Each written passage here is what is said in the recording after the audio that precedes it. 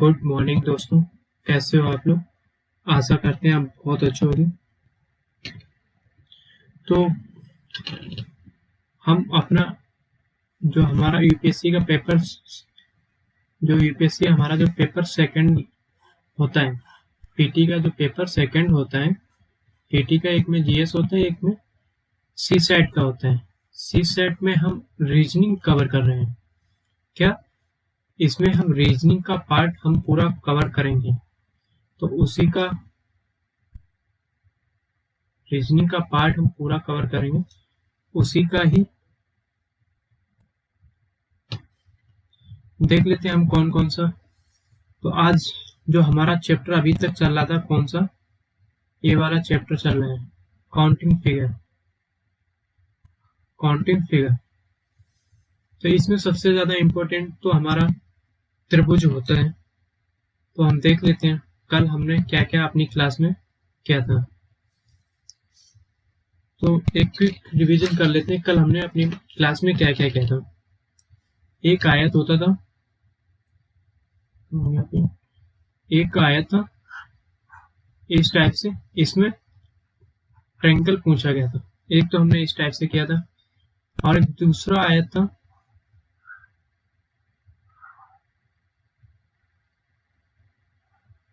इस टाइप से, उसका मैंने आपको देखा था, मैंने आपको बताया था कैसे आपको ट्रायंगल निकालने होंगे इसमें और इसमें। फिर मैंने आपको जिसमें दो ट्रायंगल अपनी बाउंड्री को क्रॉस कर जाते हैं, ये वाला हमने बताया था। और एक हमने 2008 में आया हुआ यूपीएससी का क्वेश्चन दिखाया था कि कैसे ट्रायंगल का क्वेश्चन आता है। उसको मैंने बड़ा सिंपल तरीके से आपको ट्रिक बता के करा दिया था। वो ट्रिक सभी में लागू हो गई। ये वाला क्वेश्चन था। फिर मैंने आपको एक इस टाइप से बताया था, अभी जल्दी जल्दी मैं निकाल देता हूँ। तो ठीक है, एक ये हो गया। ओके, और अब इसी को मैंने बताया था, ये वाला जो पार्ट है या तो यहाँ रख दिया जाएगा या यूपीएससी यहाँ रख दे। अगर कुछ चेंज थोड़ा इसमें, अगर ये यूपीएससी ने किया था, ये पार्ट हमने एक्स्ट्रा लगा के इसे किया था, और या फिर फोर्थ ये जो चौथा पार्ट है यहाँ पर क्वेश्चन बना दें चार पार्ट को लेके, या फिर यहाँ पर कहीं भी आपका शिफ्ट कर सकते हैं। ओके, फिर मैंने आपको डमरू वाला क्वेश्चन कराया था। कौन सा वाला? डमरू वाला।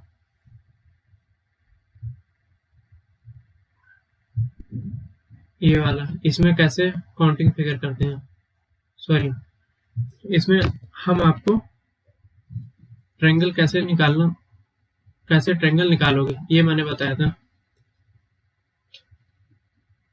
फिर मैंने आपको ये वाला बताया था,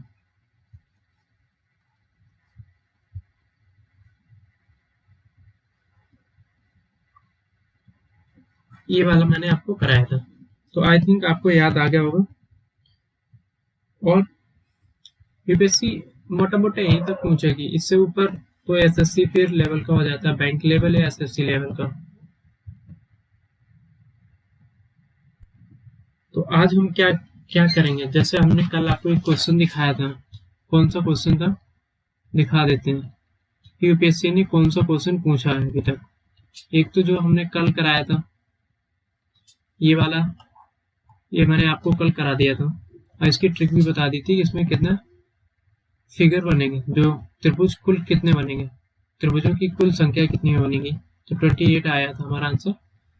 तो आज हम इस वाले का काउंटिंग करेंगे, इस वाले का, कि इसमें कितने त्रिभुजों की कुल संख्या कितनी होगी, त्रिभुजों की कुल संख्या कितनी होगी। तो ये आज हम देखेंगे। चलो, सिंपल है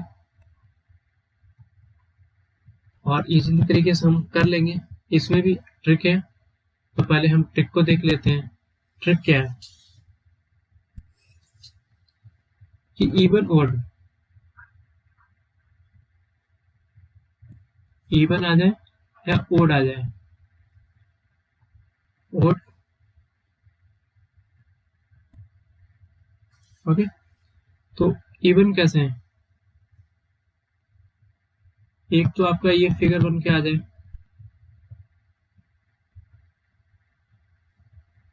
जिसमें 2 लाइनें पड़ी हुई हैं, इसमें 36 लाइन कितनी पड़ी, 1 2।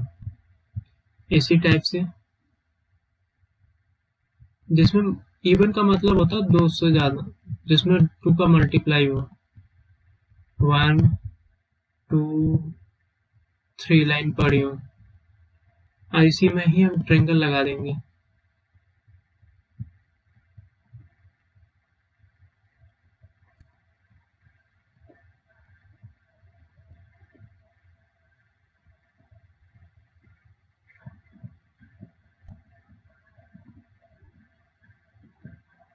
ये हमारा इस टाइप से क्वेश्चन है, तो हम इसको कैसे सोल्व करेंगे, और ओड वाले में किस टाइप से हमारा बनता है।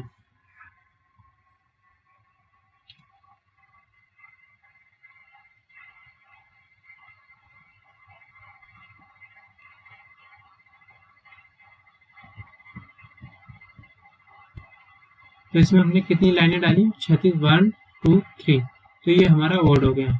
क्या हो गया, ओड। तो इसका एक इवन का फॉर्मूला होता है, एक ओड का फॉर्मूला होता है। तो इवन का क्या फॉर्मूला होगा, क्योंकि यहाँ n कितना आएगा, 2, n बराबर 2। यहाँ पर n कितना आएगा, n बराबर 4, क्योंकि लाइन 4 हमने डाली हुई ना, यहाँ n की वैल्यू इवन है, यहाँ भी इवन है और यहाँ भी इवन है, और यहाँ पर n की वैल्यू ओड आएगी, 3 हुआ, 5 हुआ, 7 हुआ, इस टाइप से। तो देख लेते हैं इवन का फार्मूला क्या होता है, n plus 2 into 2n plus 1 upon 8। ये तो वैसा आपका फार्मूला हो गया। और ओड का फार्मूला क्या बनेगा, ये जहां n इवन, जहां n इज ओड नंबर हो, तो ओड नंबर कैसे फार्मूला बना, n plus 2 into 2n plus 1 minus 1 upon 8। सिर्फ इसमें और इसमें इतना अंतर है कि यहाँ पर इसके पीछे -1 लगा दिया जाएगा तो ओड बन जाएगा, और इसके पीछे अगर नहीं लगाया जाएगा, अगर -1 नहीं किया जाएगा, ये वाला आपको दिख रहा हो, तो ये इवन बन जाएगा। तो इस यहाँ पर n की वैल्यू कितना है, क्योंकि हमारे 2 36 लाइन है, तो n की वैल्यू कितना है, 2। तो n जहां जहां पे n है, n की वैल्यू आप रख दो, और फिर इतना तो आपको जोड़ घटाव आना चाहिए।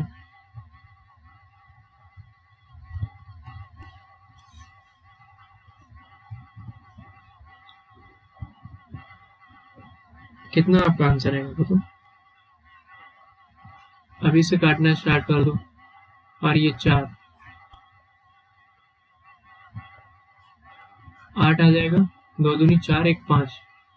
इसमें कितने ट्रायंगल बन रहा था, इस वाले छोटे से त्रिभुज में हमारे 3 ट्रायंगल बन रहे, सॉरी 5 ट्रायंगल बन रहे थे। इसी टाइप से हम ओड वाले का भी देख लेते हैं। ओड वाला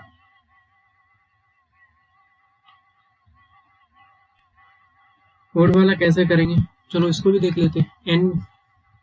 n की वैल्यू कितनी है यहाँ पर, 3 3 3 प्लस 2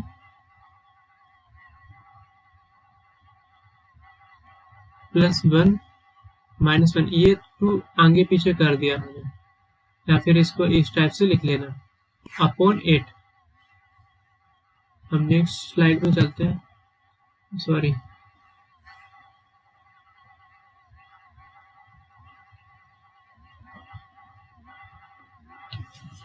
यहाँ पर कितना था मैंने बताया था, पहले फॉर्मूला लिख देते, n plus 2 2n plus 1 minus 1 upon 8, और जहाँ n की वैल्यू कितना था, n की वैल्यू था 3, अगर n की वैल्यू 3 है तो इसमें रख दो इसी वाले 3 plus 2 plus 2 into 3 plus 1 minus 1 upon 8।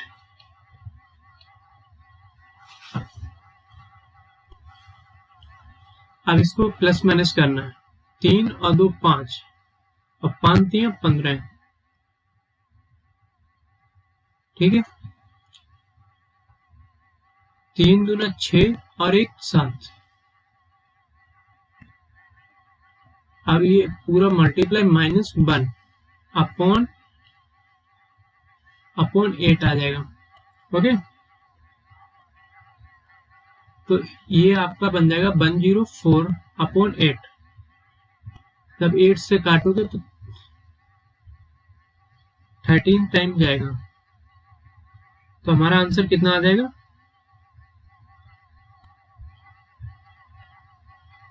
13 answer हमारा आ जाएगा।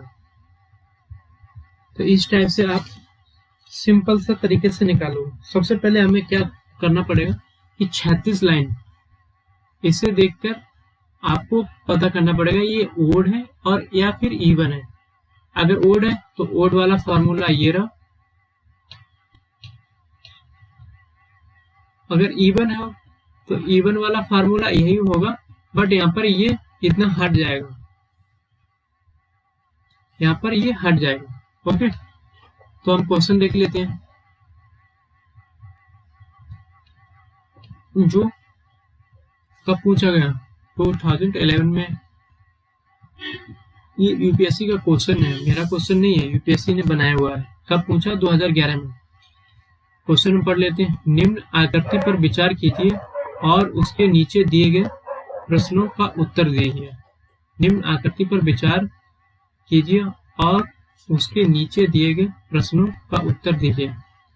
तो ये आकृति है, जो ये बोला गया आकृति, ये हमारी आकृति है ट्रायंगल की। उपयुक्त ग्रिड में त्रिभुजों की कुल संख्या कितनी है? त्रिभुजों की कुल संख्या कितनी है? अब हमें ये बताना है। अब मैंने आपको अभी क्या बताया कि अगर ओड और इवन, सबसे पहले हमें पता लगाना है। ओड इवन पता लगाने के लिए 36 लाइन हमें काउंट करना पड़ेगा। तो 36 लाइन काउंट करो, 1 2 3 और ये 4, क्योंकि इसमें 36 लाइन तो 4 आ गई, तो ये आपका इवन हो गया। अगर इसी में एक और लाइन अगर डाल दी जाती या फिर एक लाइन कट कर दी जाती तो हमारा ओड बन जाता। ओके, अब इवन का मैंने फार्मूला क्या लिखाया था? n into n plus 2 into 2n plus 2 1 upon 8 आ जाएगा। तो इसका निकाल लो आप, n की वैल्यू कितना आ जाएगा? यहाँ पर n की वैल्यू 4 होगी। अगर n की वैल्यू 4 है तो रख दो आप 4 प्लस 2 इंटू 4 प्लस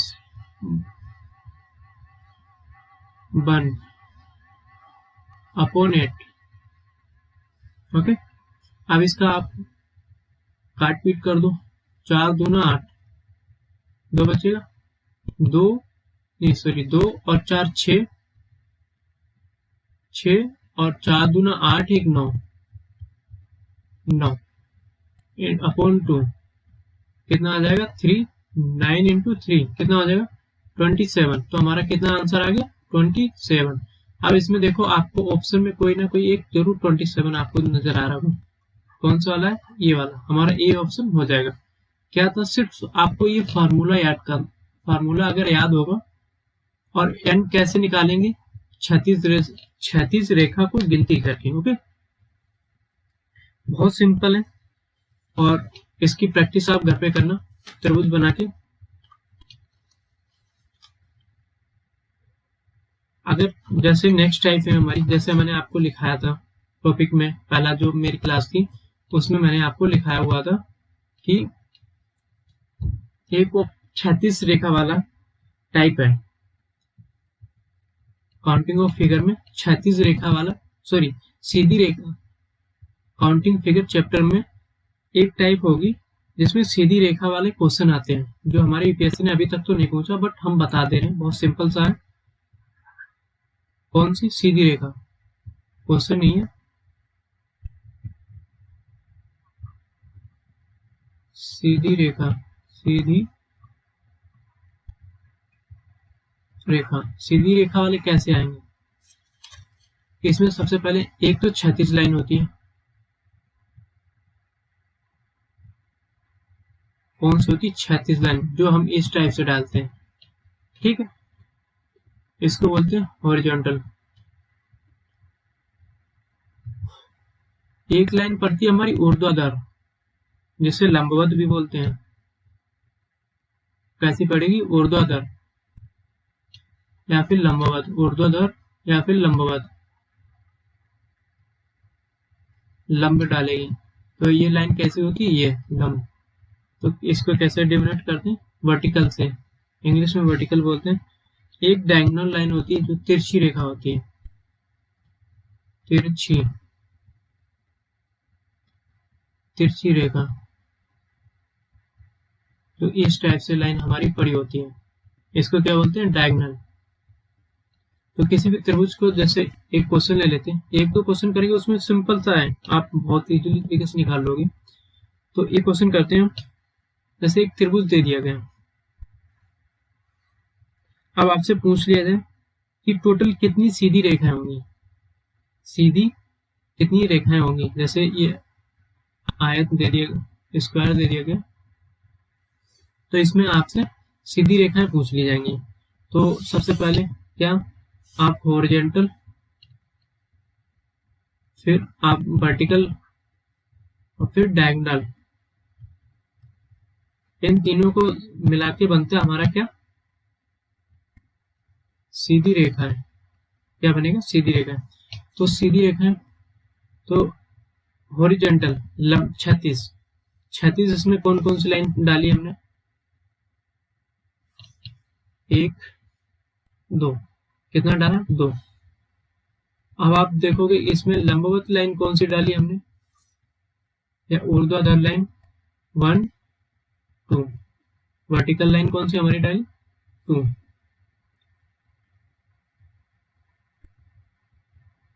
फिर हमारा क्या है? क्षैतिज लाइन, सॉरी वर्टिकल लाइन नहीं, डायगोनल लाइन, डायगोनल लाइन तिरछी रेखा 1, कितनी हमने डाली? 2। ये पूरी पूरी रेखा है, ये कट लगा तो इसका मतलब हाफ रेखा नहीं हो जाएगा, इसमें पूरी रेखा पूछेगा। 1 और 2, तो कितना हो गया? 2। तो टोटल कितना आ गया? 6। ये हमारा आंसर आ जाएगा। अब चाहे आपका ये आयत में दे रखा है, चाहे आपका त्रिभुज में दे दें इस टाइप से बना के, तो भी आपको तिरछी, हॉरिजॉन्टल, ये रेखाएं हमें निकालनी होगी। बस सीधी, इसमें कुछ ज्यादा है नहीं, इस वाली टाइप में, इस वाली टाइप में कुछ है नहीं। बस ये अगर आपको तीन अगर पता है कैसे निकाला जाता, कौन कौन सी लाइन होती है सीधी रेखा में, तो आप सीधा से आंसर निकाल दोगे। या फिर जो क्वेश्चन जैसे वर्टिकल लाइन पूछ दिया जाए, या फिर हॉरिजॉन्टल पूछ दिया जाए, डायगोनल पूछा जाए, तो आप बता सकते हो।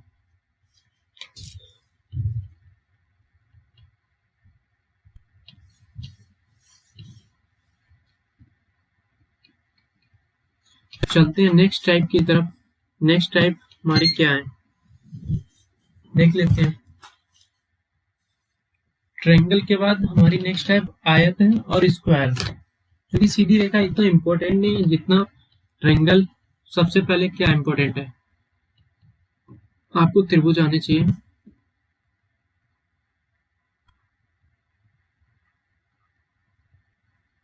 त्रिभुज, फिर आपका वर्ग आ जाएगा,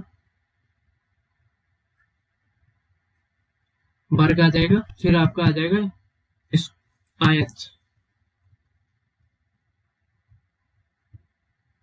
सबसे ज्यादा इंपॉर्टेंट यही है, क्योंकि अभी तक यही पूछा गया है।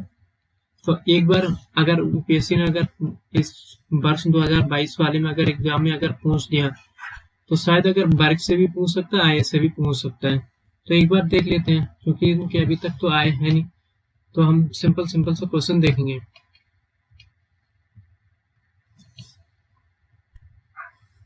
कैसे क्वेश्चन आएगा, पहले स्क्वायर का देख लेते हैं, वर्ग का। वर्ग तो इसका सिंपल सा है, जैसे ये वर्ग दे रखा है तो इसमें कुल वर्गों की संख्या पूछा जाएगा, वर्गों की कुल संख्या बताओ। तो सबसे पहले मैंने आपको क्या बताया, नंबरिंग करो, 2 3 4, ये मेरा 4 ऊपर ज्यादा चला गया,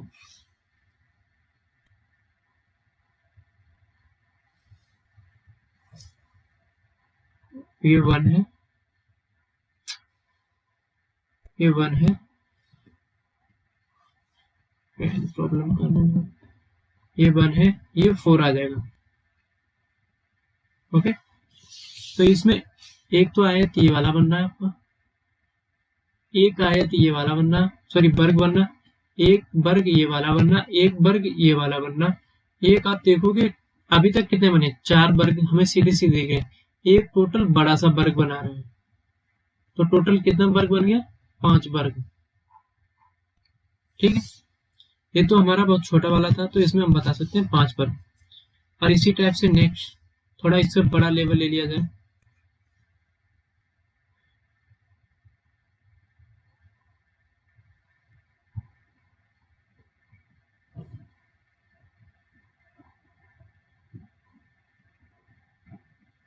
वन 2 3, ये 4 और ये 5, 2, ये 3। अब इस टाइप से आपका वर्ग क्वेश्चन आ जाता है, तो आपको किस टाइप से इसको सॉल्व करना पड़ेगा। बहुत सिंपल सा ट्रिक है इसका स्क्वायर निकालने के लिए। इसका स्क्वायर कैसे निकालेंगे, जो रो है और जो कॉलम है उनकी आप मल्टीप्लाई करते चले जाओ। कब तक मल्टीप्लाई करना है, जब तक जीरो ना आ जाए। क्या ना आ जाए, जीरो। ये हमारा कॉलम है, इसको हम, इस वाली लाइन को हम बोलते हैं कॉलम, कॉलम। और ये वाली जो लाइन हमारी होती है इसको बोलते हैं रो, ROW। ओके, तो हम देख लेते हैं इसको कैसे सोल्व करेंगे। स्क्वायर निकालने के लिए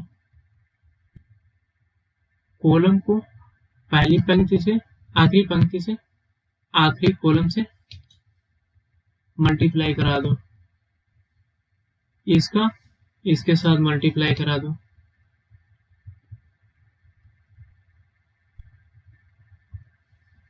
अब इस वाले का इसके साथ मल्टीप्लाई करा दो, 3 प्लस सॉरी इंटू 1 प्लस 2।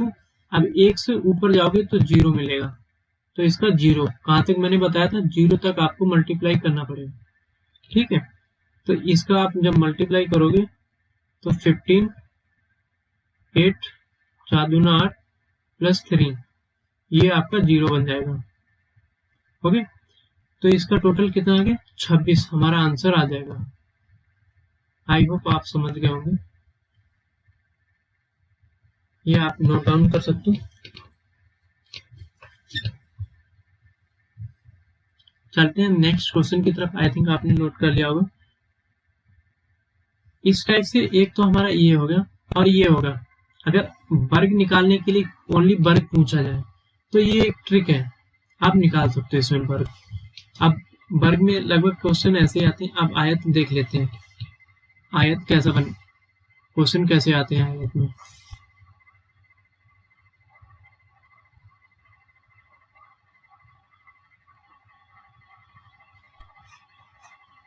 आयत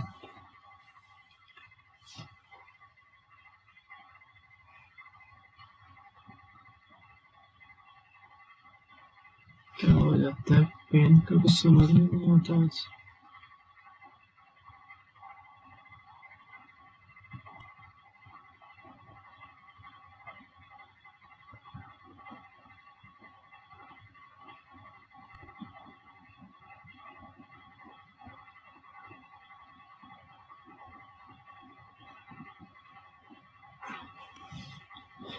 चलते हैं क्वेश्चन करते हैं आयत का कि कैसे क्वेश्चन बनेगा।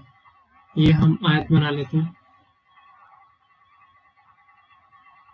ये हमारा बन गया क्या, आयत। सबसे पहले हम इसकी नंबरिंग करेंगे 2 2। अगर स्क्वायर अगर निकालने को बोला जाए तो आप बता दोगे स्क्वायर कितना बनेगा, 5। अब इसमें रेक्टेंगल बोला गया, आयत बोला गया, तो आयत इसमें कितने हैं, टोटल 4, क्योंकि इसको इसके साथ मल्टीप्लाई करोगे टोटल आयत कितना है, 4। 1 2 1 2 3 4।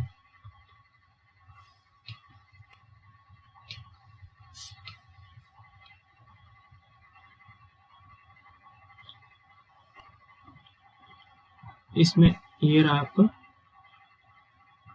ये आपका स्क्वायर है 5, आयत कितना निकला 4, तो टोटल कितना आ गया, इन टोटल को जोड़ दोगे तो 9 हमारा आयत निकल आएगा। कुल आयत हमारा निकलेगा 9। एक इसका दूसरा ट्रिक भी होता है कि जो रो का कॉलम का सम, सॉरी रो ये रहा, इसका सम कर दो और कॉलम का सम कर दो और उनका आपस में मल्टीप्लाई करा दो। जैसे इसमें क्वेश्चन में करके थे 1 और 2 3, 1 + 2 ये हमारा रो है और ये हमारा कॉलम, तो इसमें भी 1 + 2 कितना आ जाएगा, 3 3। अब मैंने क्या होता है, इनका मल्टीप्लाई अगर करा दोगे तो हमारा आंसर निकलेगा सीधे सीधे। ओके, चलते हैं नेक्स्ट क्वेश्चन की तरफ। बहुत सिंपल से आते हैं इसमें तो।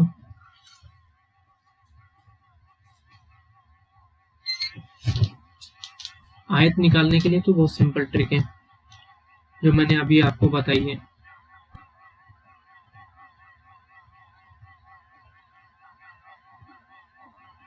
एक और क्वेश्चन कर लेते हैं। जैसे ये आपका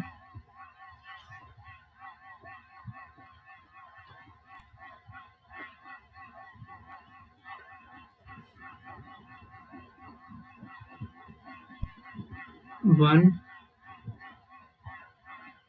2 3 4 और ये 5।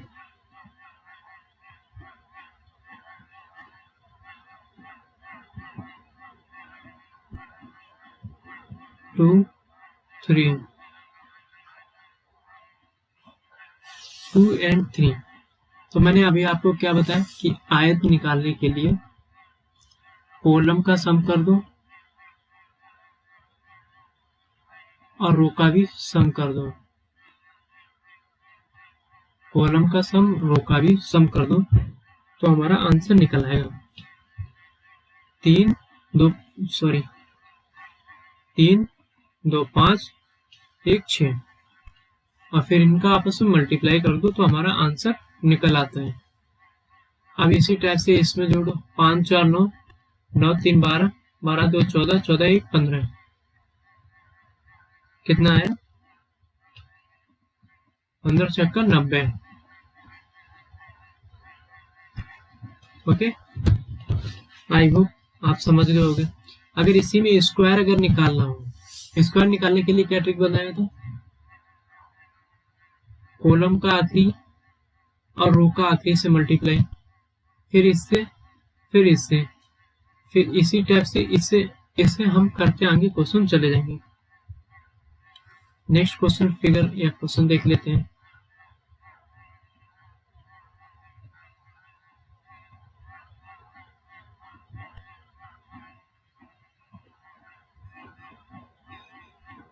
वन 2 3 4 5 6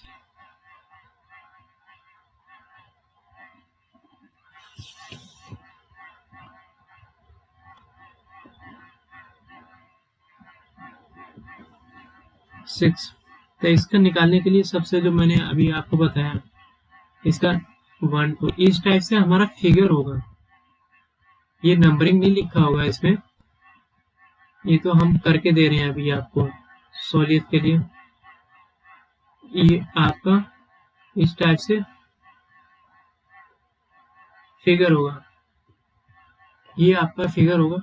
उसमें अब आपको नंबरिंग, अब इसमें पूछ लिया जाएगा आयत के बारे में, या तो आयत बताओ भाई, और नहीं तो स्क्वायर बताओ।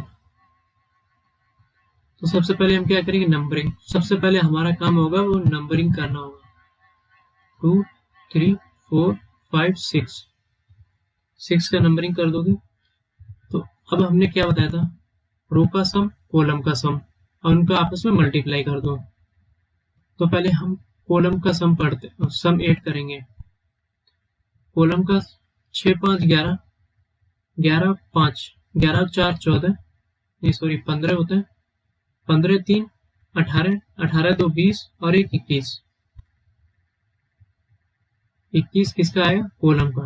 1 2 3, ये आपका कितना आएगा, 63। आपका आयत पूछा गया। ओके, तो अगर इसी टाइप से स्क्वायर भी निकालना हो तो स्क्वायर कैसे मैंने बताया था, इसका इसका इसका इसका इसके साथ मल्टीप्लाई कर दोगे तो आपका आयत निकल जाएगा। तो इसमें आयत कितना बनेगा, 17। अगर केवल स्क्वायर हमारा 17 बनेगा। अब केवल अगर आयत पूछा जाए कितना, ये तो कुल आयत हो गए, केवल आयत, तो 63 माइनस 17 कितना आ जाएगा, 14 आंसर। ओके, एक और क्वेश्चन कर लेते हैं, फिर उसके बाद देखते हैं उस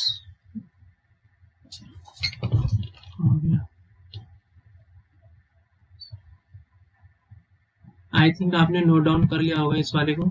चलो कर लो, 20 सेकंड का टाइम दे रहे हैं।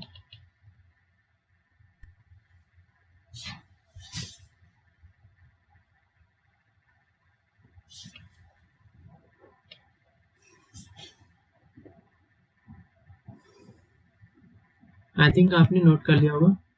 तो नेक्स्ट क्वेश्चन की तरफ चलेंगे।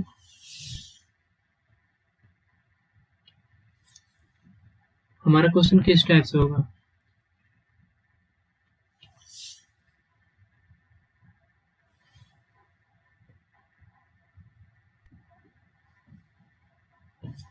नेक्स्ट क्वेश्चन है